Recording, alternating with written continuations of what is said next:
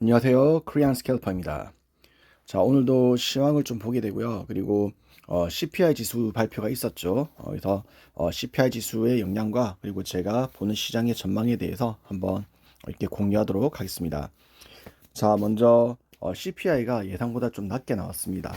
그러다 보니까 당연히 금리 인상에 대해서 좀 압박이 덜할 것이다 라는 시장의 예측과 판단이 있었던 것 같아요. 그래서 지금 보시면 전반적으로 아주 큰 폭의 상승이 있었죠. 자, 먼저 달러 지수부터 보게 되는데요.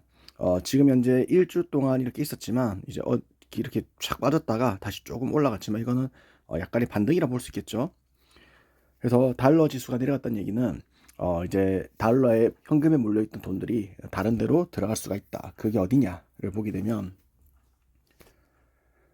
자, 일단 1차적으로 국채랑 그리고 또 위험 자산이라 볼 수 있는 나스닥이라든지 이런 주식 시장으로 흘러간 것을 볼 수가 있습니다.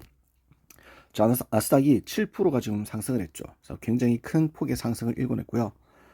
그리고 자, 뭐 S&P도 마찬가지고 다 이렇게 상승을 하고 있어요.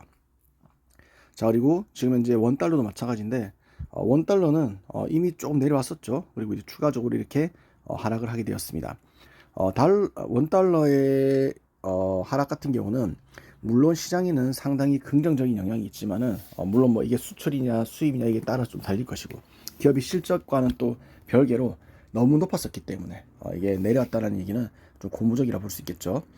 이게 사실은 중국 시장에 대한 그런 평가와 좀 궤를 같이 하는 경향이 있습니다. 그래서 지금 보시면은 중국도 좀 많이 좋게 좀 상승을 하고 있는 중이죠. 그러다 보니까 자, 위안화도 마찬가지고 달러 대 위안화도 보시면 지금 현재 달러가 많이 내려왔습니다. 그래서 이런 영향이 좀 그러니까 한국 자체적으로 뭔가 잘하고 있다 이런 거 사실은 잘하고 있다라기보다는 긍정적인 호재는 없다고 보시면 될 것 같습니다. 다만 좀 저가 매수 일부 있을 것 같고요. 제가 볼 때는 이제 외국 트레이더들이 돈을 가지고 들어오는 거죠. 달러로 좀 저가 매수를 하는 경향이 있는 것 같다. 뭐 이렇게 볼 수 있을 것 같고 자 그러다 보니까 그거 일부지만 사실은 전반적으로 지금 한국 자체적으로 호재는 없지만 이렇게 원달러 지수가 내려온 것은 국제적인 그런 경제 상황에 있어서 같이 흐름을 같이 하고 있다라고 볼 수 있을 것 같습니다.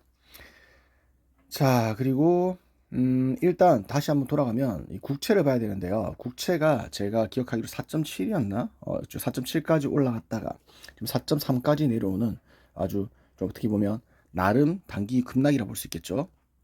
자, 물론 굉장히 많이 올랐지만은 지금 많이 내려왔습니다. CPI겠죠. CPI가 이게 아무래도 낮게 나오다 보니까 금리 인상이랑 그리고 이제 단기 채권은 특히나 좀 같은 흐름을 타고 있죠. 그러다 보니까 이게 많이 지금 내려와 있고요. 그러다 보니까 당연히 10년 국채금리도 같이 내려왔죠. 이게 4까지 올라갔다가 4.2까지 올라갔었네요. 지금 많이 내려왔고. 일단은 달러에서 이렇게 돈이 현금의 흐름이 생겼다라는 것은 굉장히 좋은 부분입니다. 이제 달러로 다른 자산을 사고 있다라고 저희가 볼 수 있겠죠. 그래서 이제 국채도 들어가고 있고 그리고 위험 자산인 나스닥에도 돈이 많이 흘러 들어갔다. 그리고 지금 현재 이슈가 좀 많이 있는 코인 같은 경우도 많이 지금 올랐죠. 굉장히 급락했다가 6% 정도 올랐지만 사실 급락했던 거에 비해서는 많은 뭐 유의미한 그런 숫자는 아니고요. 다만 제가 볼 때 이 코인 시장은 이게 한 번에 대세 상승이라 보기 좀 어려운 이유가 물론 당연히 대세 상승이라 볼 그런 상황도 아니고요. 경제적으로 지금 이게 원래는 이게 비트코인 먼저 쫙 올라가야 되는데 지금 다 같이 올라가죠. 다 같이 올라가는 경우가 물론 상승장에서 가끔 일어나긴 하지만 지금은 상승이 아니라 누가 보더라도 지금 약간 바닥 부근이라고 볼 수 있겠죠. 그러면 원래는 이제 비트코인 먼저 쫙 올라가고 그 뒤에 지비력이 좀 낮아지면서 이렇게 올라가는 게 좀 원래 전형적인 패턴인데 지금 같은 경우는 다 같이 올라갔단 말이죠. 그러다 보니까 이게 뭐 계속 이렇게 흐름이 이어질 것이다 보기에는 좀 어렵지 않을까 생각을 해봤었고요. 자, 뭐 카카오 네이버들도 있는데 네이버도 많이 올랐네요. 저 사실 네이버는 요즘 보고 있지 않은데 이게 유동성이 많은 그런 장세에서는 기술주가 일종의 그 위험 주식이라 볼 수 있겠죠. 그러니까 좀 미래를 내다보고 이렇게 투자하는 기업들이다 보니까 네이버랑 카카오 같은 경우는 제가 흐름만 체크하는데 이게 단기적으로는 지금 흐름이 좋다 보니까 이게 아무래도 CPI가 유동성이랑 관련이 있는 거죠. 금리라는 게 결국 유동성이니까요. 그래서 금리를 많이 올리지 않을 것 같다라는 그게 반영이 된 것 같습니다.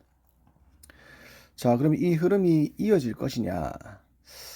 물론 그거는 나중에 되어봐야 알 수 있겠지만, 제 개인적인 의견으로는 좀 조심할 필요는 있다. 예를 들어서 제일 중요한 게 지금 현재 장단기 금리 역전이겠죠. 2년물과 10년물. 아직까지도 많은 이렇게 차이를 보이고 있는데, 이게 통상적으로 한 6개월에서 1년 또는 1년 반 시차를 두고 큰 하락을 유발하게 됩니다. 저번에 한번 제가 얘기했던 기억이 나는데, 그 은행이죠. 그러니까 원래 그 은행도 이제 이자를 받아야 되는데, 이렇게 되면은 이자 수익이 오히려 역전이 돼버리기 때문에 돈을 빌려주는 걸 당연히 망설이게 되겠죠. 망설이는 게 아니라 빌려주겠지만 뭐 딱히 그렇게 남는 장사가 아니라는 얘기죠. 그래서 이게 좀 영향이 시차를 두고 오더라. 그러다 보니까 요걸 좀 지켜볼 필요가 있고요. 자, 그리고 지금 금리 인상을 급격하게 결과적으로 했죠. 그러다 보니까 그 금리 인상의 여파가 언제 오느냐가 되게 중요하겠죠. 근데 금리 인상이라 했다 해서 다음날 바로 이렇게 막 위기가 오는 게 아니라 대체로 좀 시차를 두고 오지 않습니까? 3개월, 6개월 또는 뭐 1년 될 수도 있는 것이고요. 똑같은 거죠. 저희가 주담대를 받고 있다 하더라도 금리를 인상했다 해서 바로 영향을 끼치는 게 아니라 그게 이제 시차를 두고 뭐 3개월, 6개월 변동 금리인 경우는 그렇게 오는 걸로 알고 있습니다. 그래서 그런 부분에 있어서 아직까지는 좀 지켜봐야 될 부분이 많다라고 생각을 하고 있고요. 그렇다고 해서 저희가 매수를 안 할 구간은 아니고 제 개인적인 의견으로는 만약에 좀 분할 매수를 하고 계신 분들이 계신다면 50% 이상은 당연히 들어가야 되지 않았나.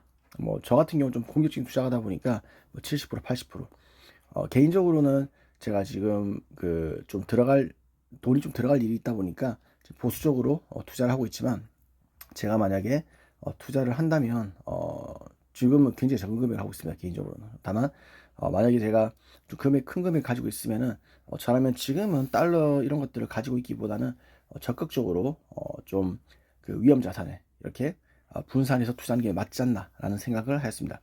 제가 말했던 그 위험 자산이라는 거는 나스닥 쪽을 얘기하는 건 아니고요. 그러니까 좀 지켜보고 주도주를 지켜보고 뭐 주도주를 이제 선별이 되면은 그때 이렇게 올라탄다라든지, 개인적으로는 가상화폐를 되게 좋게 보기 때문에 뭐 비트코인을 매수한다든지 이런 식으로 접근하지 않을까 생각을 해보았습니다.